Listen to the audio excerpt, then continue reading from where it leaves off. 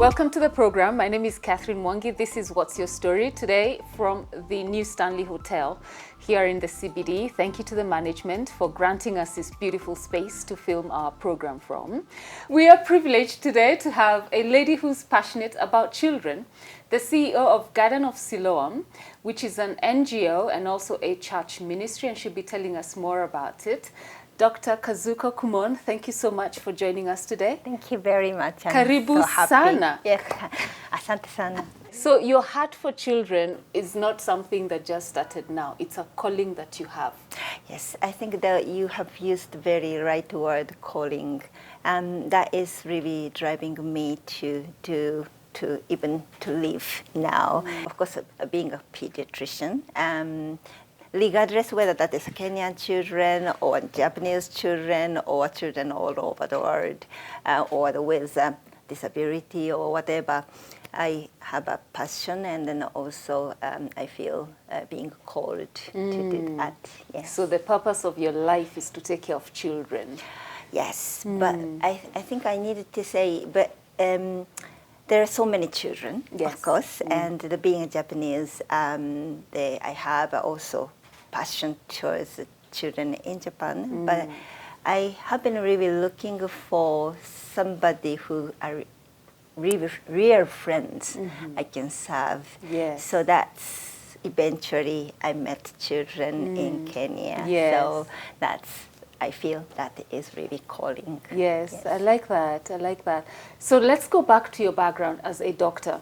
Yes. Why did you choose that path? Because you have trained as a doctor for so many years, a pediatrician. So when I look at your profile, everything you have studied is around taking care of babies. But where did your journey start? It's really starting from when I was born. Actually, I needed to say all my life experience really guiding is the gift from God to really go through certain pathway, Yes. which at the beginning I can't really know. For example, like Japanese Christian is only less than 1%, and I was born in a Christian home. Okay. So Christian family, that's already kind of guidance from God where I should go. And of course, throughout my younger age, I have really learned in the Sunday school to serve others or to love others, to love God. So that's really guiding me to be a doctor. Yes. Yes. Who am I to serve? That has been my journey to look for who is my neighbor to serve. So that's really started from the medical school when I traveled to Bangladesh to meet the children, and I found, wow, these children. Living in Japan, it's much more looking at outside world or the developing world, and so I thought, oh, there are so many children who needs mercy or Yes. such kind of thoughts. But then when I traveled to Bangladesh, the children in Bangladesh, the eyes shining, smile nice, it's so amazing. So I felt now my thought of just like helping others is wrong. It's much more living together. That's what I really felt when I was student, Yes. a medical student. Yes. So I have been really looking for friends who I can live together. Okay. But when I become a doctor, I've been so busy learning experience, serving the patients in Japan. I really try to be trained in a professional way. Yeah. Yes. So that years I really didn't have so much ideas to go out, but then now certain time that idea of or the memory of the Bangladesh came back to me, and then felt like God is now pushing me to go out from Japan. Wow. So that's the time when I really started thinking of what I can do in overseas. Right. Yes. So yeah. That's the story. So the Bangladeshi children triggered something in you that was different from what you had lived in Japan. Yes. Japan being a first world Yes. country. And how long were you there in Bangladesh? During my medical students' time, I went for the volunteers or such things, but it was couple of weeks to stay. But I just felt this is really given experience, and I needed to really. How can I say, this experience should be not just disappear and then have to be installed in my heart, and then from there to start something. So you didn't want it to just be a once in a lifetime experience. You wanted to do something with that. Yes. Okay. So you went back to Japan after that. Yes. And then you felt you needed to now go overseas. Yes. Where did that come from? Of course, as a Christian, I have been given different talents, and this talent is not just the ability or such. I have been giving the environment as well, opportunities as well, of course characters as well. So I have been really looking for what is God's purpose in my life. So that's really driven me to go out from Japan. Yes. And how did your family take your news that you wanted to explore? And yes, both parents are Christian, and of course they are the one who guided me towards that direction. But of course there are a lot of concerns, because if you don't know other countries, you have a lot of concerns. Oh, Kenya, is security okay? You know, the Bangladesh is a flood. You know, all the concerns as a parent. Yes. But I think eventually, I think they really blessed me to go out, and they are the one who really pushed me in eventually. The support was there 100%. Yeah, I can say that. Okay. So out of all the countries in the world, it was Kenya. How did we get so lucky? Well, that's a really God's plan. I needed to say I didn't really choose Kenya as where I'm going. Yes, I think I have been in Kenya 1998 as a traveler, and so I had a little bit experience. But when I decided to go out from my country, I felt the seeing children in Japan and the seeing children in outside must be a bit different. So that's made me to study in England for the tropical pediatrics. And then what is tropical medicine? It's a funny word. Yes, I think maybe historically UK being the colonizing the many countries, so they have the kind of medical areas saying the tropical medicine, and then I chose the tropical pediatrics course. So the classmates were from Africa, from Asian countries, and also from Europe. It's really the diversity, and we learned together. And so most of them have a passion to work in somewhere in tropical. In the tropics. Yes. So that's So that's where I went. So then, after that, my supervisor of my master course there, when I finished the course, he recommended to go to Sierra Leone, where I went. But that time it was 2001, where still the war was going on. So I worked in the refugee camps, and I felt so exhausted. I worked in the pediatric ward, but so many children dying every day, and malnutrition, a lot of serious infections, even malaria, not like Kenyan malaria, it's much so worse being in 2001. So I was so exhausted. So I felt after that, what's the next step? I was not very sure where to go. But my friends just recommended me, there is a job to do in Kenya. And I felt, okay, Kenya, I have been there. It's a nice country, and also compared with Sierra Leone, more stable in different ways. Yeah. So I felt now I was tired, but I felt okay. Let me go to Kenya. Yeah. So that's the 2002 when That's how it happened. Yeah. So how long were you in Sierra Leone? It was just some months, 3 months only, but it's just exhausted. Yeah. So from there you came straight to Kenya. I worked in the pediatric ward in Cambodia for half a year. Okay. Yes, then from there came to Kenya. What was the attraction to these difficult places? Because those are very hard places that you are going to. And like you said earlier, there are children all over the world, including Japan, your home country, that you could have served. Yes, yes. But you seemed drawn to the difficult areas. Yes. Why do you think that's the case? At the very beginning, you know, this is a media thing, I needed to say. Okay.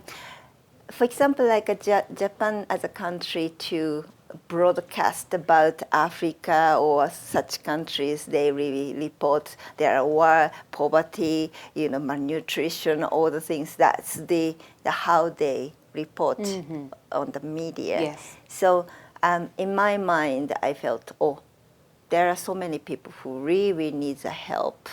That's really the driving force for me to really go to the difficult countries. Yes. But I since I came to Kenya, that thought changed a little bit. Yes. A little bit. Yeah, maybe hugely. Okay. Yeah. So 2003 found you here in Kenya. 2002, yes. Yeah, in two. Yes. So that's Still in how the many years? president. 19? That's 2 decades. Yes, nearly. Yes. So you're a Kenyan. kind of. You're really that's 2 decades. That's a long time. Well, yeah, that's really true. My staff in the current workplace, some of them just born when I came together. So it's yeah.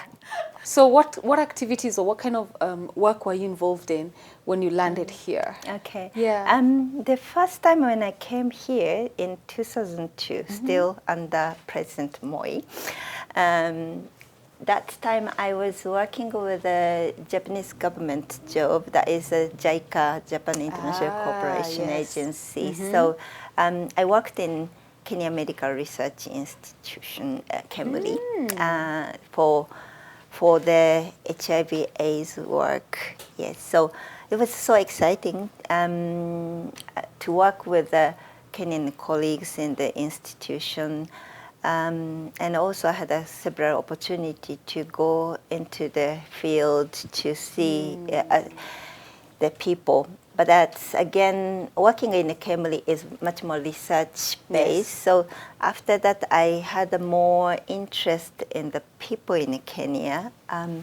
So that's made me to decide to go to western part of Kenya. Okay. So that was 2004. And so stayed in Kisii for 4 years, covering the Nyanza province, Kisii area and Kisumu, Siaya, Bondo, Suba, those places. That really made me to stay in Kenya. I love people there.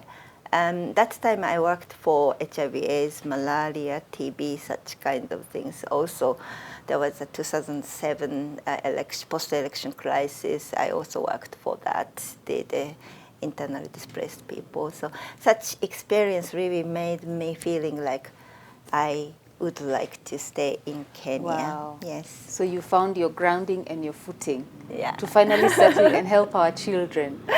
Yeah, but that time I'm not really focusing on the children. Yeah. I felt whatever I was given, I feel like as a good experience, Yes. and I took it. Yes.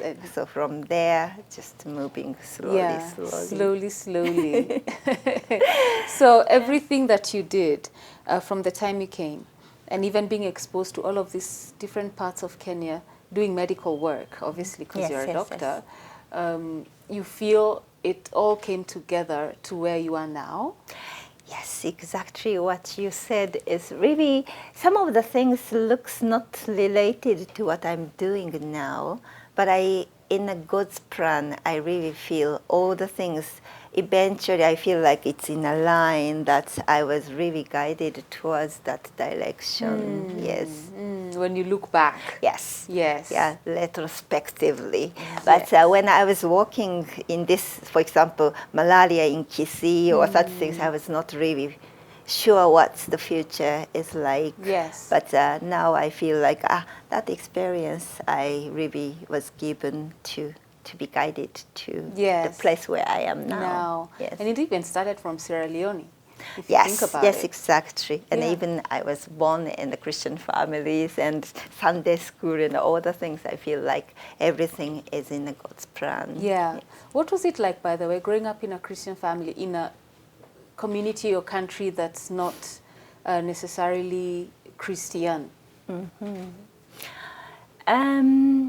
Yes, I felt, of course, the several things I needed to sacrifice, I need to say. For example, like my parents saying that Sunday you needed to go to Sunday school or the services, and where the other activities, fun activities are going on in the community or in the school, clubs and all the things, like I feel like, why am I going? Such kind of things. But then I feel I was in a Christian kindergarten and feel like the God is really like an air I don't really needed to have attention to. I'm just living within Him. Yes. So that made me slowly feeling this is where I was born and I was guided. So that when I was high school, I was saved, and from there, that's my life. That's your life, and it's a beautiful life. Thank you. And we'll come to discuss more about your work now with the Garden of Siloam. Yeah. Don't go too far.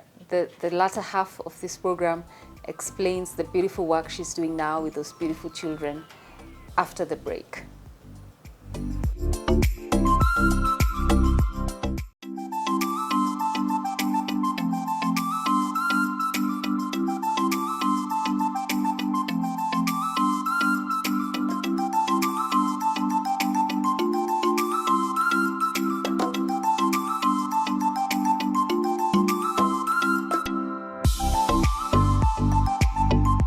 Welcome back. This is What's Your Story? My name is Catherine Mwangi. We're having an incredible conversation with Dr. Kumon, the CEO of Garden of Siloam, which is an NGO and also a church ministry, Koinonia Ministries. So tell us about that. First, how is it both an NGO and a church ministry? As I said, calling. When I was given this calling to serve children with special needs, method was not very clear to me, but I know what needs to be done, or how who I should live together with. Yeah. So I have been really looking around what to do. I might really partnering with the existing facilities where already learning, or that might be school, that might be church, that might be hospital. I have really looked around. But then I couldn't find the right channels to get in.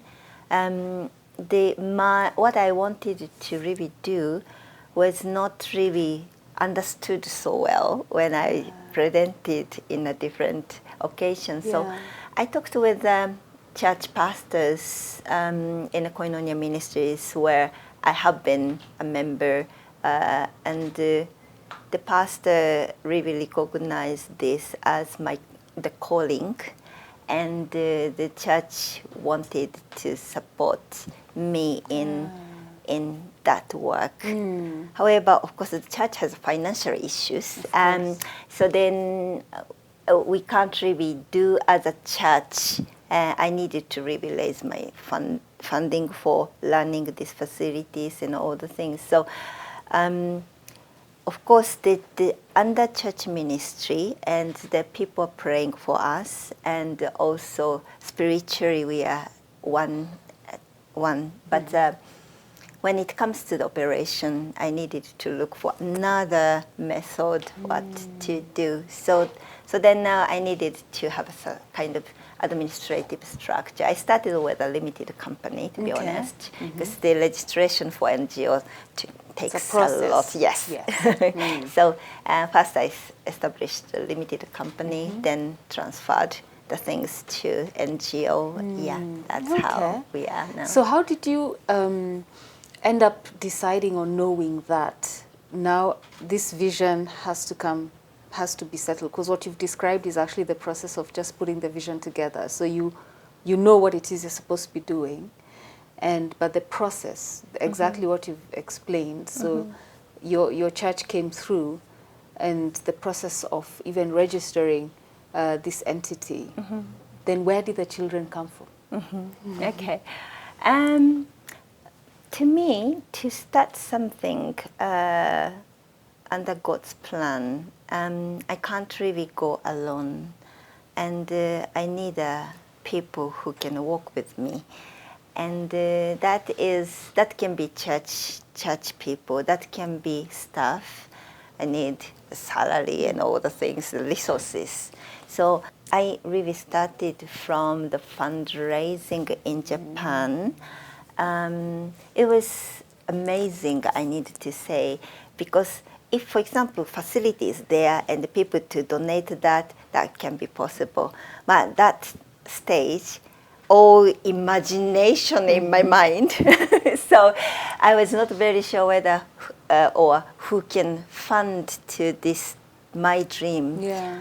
But surprisingly, so many people really donated to start this organization, and that fact only really made me convinced that this is really God's plan. Yes. And so with that resource, I started looking for people who can work with me as a staff.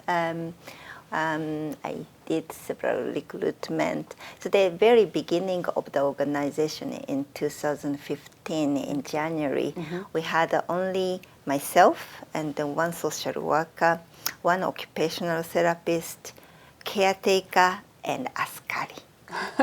5 of us. Wow. So that's how we started, Yes. and under limited company, and also at the same time the church ministry. Yes. So of course, pastors and the members really prayed for us.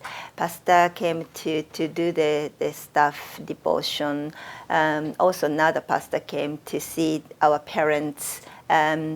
Several issues, fellowship with our clients, such support were there. How to start the service itself? Once we got this small number of the staff, we just move around. We decided to be in Denderu. Kiambu County. Kiambu County in Denderu. People ask why often. Yeah. Well, one thing is, I feel it should not be in Nairobi. That's what I felt. Okay. Nairobi has many different services. There are a lot of issues in integration or collaboration, but at least the services are much more in Nairobi County. So I felt maybe outside Nairobi. Yeah. At the same time, there is another same ministry school was near Denderu. It's called Koinonia Education Center. So I wanted to work, have a more collaboration with that school. Eventually, they have moved to Maimahiu, so my dream to collaborate was gone. But at least we were guided to stay in Denderu. Yes. Yeah, so when we started having the rented house, 5 staff, we moved around in the community to see the chief, to see the health facility, and if you find children with special needs, please refer to us. But that's really only the very first batch of clients. Yes. From there, just a word of mouth going around, Yeah. and then we are already overwhelmed with Yeah. the big numbers. Yeah. Yes. So you were very particular that it had to be children with special needs. Yes. Ah. Why? Let me just go back a little Yes. bit. After working in the Kisi or such, I felt, so who is my neighbor? The question went back to that question of who is my neighbor. And of course, I was very much happy to work in Kisi to see the HIV program, malaria program. But then I felt, oh no, who is my neighbor? Yeah. That I really needed to find as a Christian. So I got that job working in the small clinic. So where I met many children with special needs. And I felt I fell in love with them. That's the word I can really use. There are so many children, and as I have been telling you, Yeah. I want to serve children. It's very, very vague, not specific. But then when I met them, I felt, oh, this is really, Jesus was really revealed in them, and then calling me to serve. So that really made me, oh, this is what I needed to work for. I see. So that's why children with the special needs. And I look back at the situation, how I met them. The children had many, many different issues, challenges. Could be medical issue, where because I was in a clinic, I can visibly see their medical needs, education needs, social issues, parents, the family issues, stigma and discrimination, Yes. financial issues. I find overwhelmed by such many challenges, and then individually you might be categorizing as children with special needs, but the needs are so different. And so I was feeling, oh, so many, but then the children are children and the individual child, and their smile are so wonderful, shining. I felt, oh, I love them. There's no explanation, just I feel I love them. Yeah. Yes. Oh. So I found this is my neighbor, and this is my my people who I should really work with. Yes. And the name Garden of Siloam, it's a biblical name. Yes. Would you like to? Yes, the Siloam, the word Siloam comes from John chapter 9. This is a whole chapter story of the born blind person who is begging on the street. Disciples asking Jesus who sinned so that this person is born blind. That's the question, and Jesus' answer was, this is not their sin, this is not the family's sin, it is the purpose, the God's work is revealed in their lives. That is really guiding word for me. Of course, the disability or special needs is a big challenge, but this is not a punishment, or this is not something because like A, B, C, D. It is still within the God's plan, which we can't really know why. Yeah. But I feel each one of child has a God's plan for individually for them, and but several things are so much hidden because they can't go out in the society. Yeah. They are hidden in the home, or they have no opportunity to go to school. That's why it is really hidden. But God has a plan for each one of them. So our role is really bringing their talents and the God's plan to be on the surface to shine. So that's why this word is so important. And the whole chapter 9 really guiding me that the God's plan towards the child. Yeah. But that's the chapter 9 where this born blind person was healed is called the pool of Siloam. Yeah. But I didn't want to make it as just a healing place.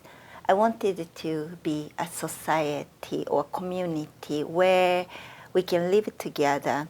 So that's why it is the organization's name is not Pool of Siloam. It is a Garden of Siloam, because I wanted everybody, even yourself and myself, parents of the children themselves, or supporters, or all the society people to live together in that garden. Yeah. And each one of them to be, regardless whether the disability or not, or adults or children, Japanese or Kenyan, regardless such underlying background, we are, in God's eye, each one of them are so important and precious and beautiful. That's the concept of the garden. It's beautiful. What's the age range of the children? Children starting from 0. Currently, I think the youngest one is 2 years old, but starting from 0 to, we don't have, to be honest, limit. Currently, we have a 16 years old child who is the biggest, but considering that they don't have anywhere to go, even if they grow. You know, that's the difference from the normal school. School, when you reach standard 8 or form 4, you go to the next step, where they haven't really found the next step yet. So we wanted it to be a place where they can think together with us, parents, children, and society, where is the next. So there is no age limit. So they might be growing bigger and bigger. Of course, we work together with the schools or other community members, so some of them can graduate from us, but most of them have nowhere to go. So once they came in, unless they passed on, unfortunately, they are mostly with us. So that is home to them? Yes. Of course, it's not a boarding, but the home meaning home. Yes. Yes, yes. I understand. And what are some of the needs that you found to be very, very common with these children? There are so many. Okay. Let me just, starting from direct service we are offering. We offer medical care. Of course, we have many hospitals in the countries, but many doctors and medical personnel don't know the condition so well, to be honest. There are so many children who has a very spastic and cannot move by themselves. Some doctors scared of seeing these children. If you go to the dentist, even the extracting the teeth is an issue. Okay. You know, so that's medical, and also many of them have the epilepsy, where they need to be on the medication for life. So the medical needs are there. Of course, the function issue attended by the therapists are so important. We have a physiotherapist, occupational therapist, to help them to maximize their abilities, like even the movement. If can walk, that is good. If not, how to move, how to use the hands, how to really communicate with others. We have also education. Many children are out of school. They go to school to seek their service, but then they're chased away. Or come back when you are able to talk, or come back when your diapers are off, which may not be really happening in their lives. So they can't go to school at the moment, and so we have several education or nurturing children. Such aspects are there. That is some needs. Another needs, of course, is financial needs. This is a very, very, very big, I needed to say. Not so many supports they can receive. Expenses are much more. They need the medication, they need the transport to go to hospital, they need the diapers, even the adults' diapers are so expensive. Because of the children with the special needs, their expenses are more, yet the income is so difficult. In a Kenyan general setting, yes, that is. But even to get a kibarua, mom anahitaji kuangalia mtoto, so she can't go to kibarua for a long time. So the many dads get alcoholic, such kind of things. So that makes the income so low. Yeah. And that makes the situation so difficult in a direct thing, even food or such things. At the same time, that leads the family situation so difficult, collapsed family. You know, the between the parents or the in-laws, extended families, including this stigma and discrimination that is within start from within the family, within the community, society. That's really making them to just stay at home. Such situation makes children not happy. Yeah. Because now, if child is not able to move by themselves and then left in the one room on the bed, what this child can see is only ceiling. His life or her life is ceiling. While when they came to start coming to our garden. facility, we find that the sitting position is amazing. They can really see around. People are there. Ceiling is like this. Even you can't see the people, you can't see the scenery.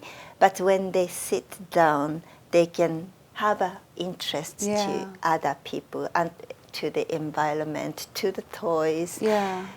That's amazing changes. So needs are so many different things. And then if the disability is light, that doesn't mean needs are small. So it is really different kinds of needs, and the degree of the challenges are enormous. Yeah. So from 2015 to now, what has that growth been like? Because you started by going to different houses saying, if you have a child with a special need, we're here to help. But now you can't even go because you said it's overwhelmed. Yes. What are we looking at? What are the numbers?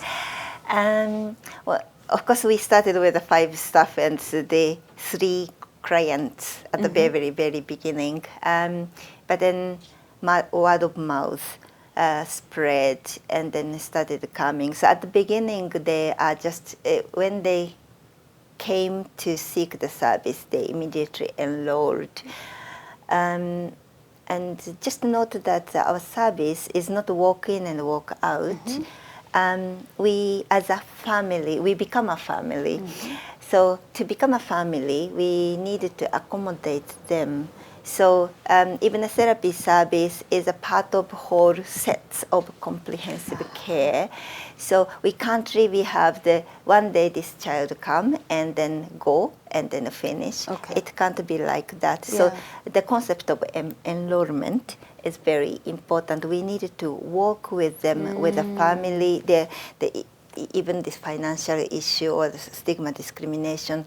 If you can just come and go, you can't work with them. True. So this concept of enrollment makes us, again, a little bit difficult because many people are seeking such services.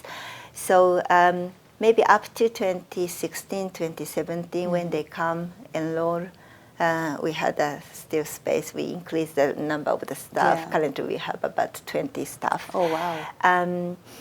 But then at certain point, like 2017, we found, oh, we can't really have more children because our space is so small, our staff is limited. So we decided to have a waiting list. Oh, wow. And this waiting list becomes longer and longer and longer. As I said, there is no graduation. You know, if the children graduate, you can have another new enrollment, but then many of them not graduating. Yeah. So it is becoming so tough. And then currently we have over 60 children waiting to be enrolled. Some of them are already waiting more than 2 years to be enrolled. So you can imagine the needs in the society. And so we are somehow hidden now. Yeah. We can't be hidden, but we can't really say, oh, come and come, we can serve. We can't do like that. So I think we are somehow struggling in the overwhelmed number. Wow. So what needs to happen for Garden of Siloam to be able to support all the children you'd love to support? What needs to happen? Yes. Of course, the current facility, rented house, is very much limited. You know, this is a normal house. So my consultation room is one of the bedroom. Classroom is another bedroom. Therapy is done in the sitting room. You know, such kind of setting. Even the toilet is small for the family setting. It can't be. So we purchased a piece of land in Kabuku. Kabuku is a Rimuru sub-county. 1 acre land to build a new facility where I think we can accommodate more number of children, and then also we would like to open to the community more. Yeah. However, I think again if we move there, temporarily we can reduce the number of the waiting list and we can welcome more people. But then in the future, this is what we really needed to think as a Kenya, as a country. Yeah. The next step is how we can really look at expanding the capacity in society. So if we look at only our services, we have a limitation, and even the money-wise, I can't really raise more and more. And this is the responsibility as a country to take care of children with special needs. So we would like to do more advocacy or capacity building within the community, such things, so that even our capacity is fixed, but as a country, it can be expanded. That's our dream. What is the meaningful help you need in the interim for Garden of Siloam? And you could... Okay. Yes. This is the many kinds of support is required, and then I don't call it a support. I think we work together. One thing, the current biggest needs is, of course, financial issues in both daily operation and then also, as you said, this new land in Kabuku. We are about to start the construction, and the construction has to be done, to be honest, by next year in July. Our rented house agreement will be expired that time, so we needed to rush for the construction. So this funding for the construction is most urgent one. At the same time, when we are expanding the capacity, we definitely need more support, financial support as a resource. Also, of course, in future, as I said, we needed to work with networking with other organizations. That is already those who are providing some services. We learn each other. That is a very important thing. What we are doing, they may not be doing it. What they are doing, we may not be doing. So such kind of exchanging the ideas, that is very important. Learn together, even a training-wise, that's really important thing. Of course, as a country, I said, if you go to developed country, for example, like in Japan, the facility is not run by donation. Facility is run by government support. Also, the clients are supported by government, so they are able to pay in certain fees. So that is very big step I needed to say. Of course, Kenya has moved forward so much, but I think at this point of economic growth, who are the important members of society, we really needed to look at. Sometimes when economic growth, people are looking at productivity or efficacy, efficiency, such things, and then people feeling like, oh, children with special needs, what's the benefit for the society? But they are so important part of society. So at this point of economic growth, it's really important. What is a priority as a government to use the money? What's the priority to improve the services? I think that I really would like to insist. Very, very well put. So as we come to a close, how can people reach you? I think you might go to the Japanese site immediately, the gardenofislam.org. Then there you can find English. So you can just click English, then you can reach there. Okay, yes. Wonderful. Well, Dr. Kumon, I totally admire the work that you're doing with the children, with our children. Thank you. And how your journey has just come to fruition up until this point. And my prayer is that you get all the support that you need for our children, because you're right. Society discriminates, there's so much stigma, and I like that one of the things you said is come spend time, come and learn. You know, just come, don't just send your money and your food, come and just learn. And that I think helps to open our minds and to understand, wow, this is the work happening. So where are you based exactly in Dendero? If I was to come with a matatu. You alight in the Dendero Junction, and then I think I can say behind the marketplace. It's a little bit hidden, maybe 10 minutes walk from the really busy stage. Yes. Yes. Garden of Siloam. The Garden of Siloam. And I'm sure the people there know where it is anyway. I think so. Yeah. Yes. Well, thank you for sharing your story. It's a beautiful story, and that's because it puts together the call of God upon your life, and that it includes service to these beautiful children. Thank you very much. I also enjoyed talking with you. Oh, thank you. And to you watching, the gardenofsiloam.org, that's the website. Let's do something. We're always asking, how can I help? What can I do with my weekends, my time off, my days on leave? And just spending a day, just going to see what happens at the Garden of Siloam, I think would be an incredible thing that transforms even our own lives. And let's just support the work that they're doing. Thank you so much for watching this. It's right up on YouTube now, and the repeat on Wednesday in the morning. God bless you. Sarova Stanley Hotel is located in the heart of Nairobi. Sarova Stanley is the hallmark of heritage. Home to some of Kenya's finest antiques and rich history, the hotel offers an array of services including accommodation, conferencing, as well as an eclectic mix of fine dining and quick food options.